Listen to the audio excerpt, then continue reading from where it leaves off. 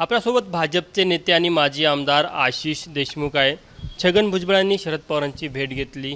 कुठेतरी सामाजिक सलोखा बिघडत चाललेला आहे, त्या पार्श्वभूमीवरची ही भेट होती.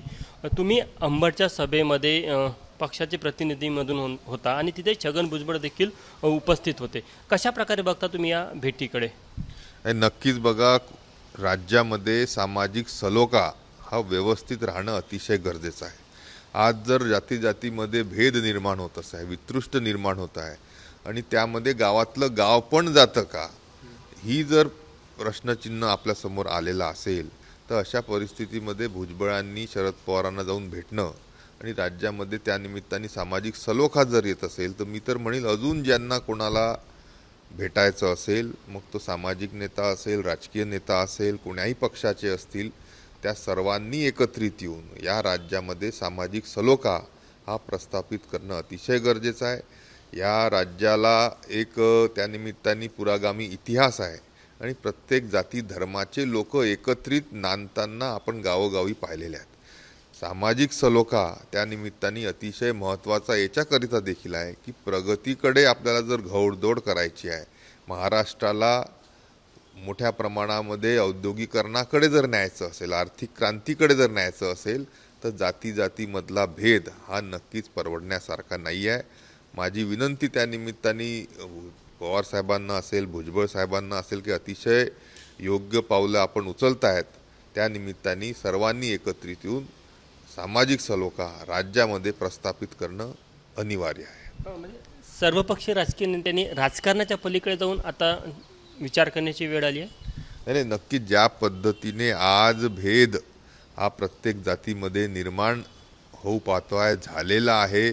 लोक एकमेकांच्या हॉटेलामध्ये, दुकानांमध्ये जाणं बंद करतायत, पाहणं बंद एकमेकांना करतायत. मतभेदापासून दूर जाऊन मनभेद हे जातीच्या प्रत्येक व्यक्तींमध्ये जर निर्माण झाले असतील तर कुठंही या राज्याला परवडण्यासारखं नाही आहे.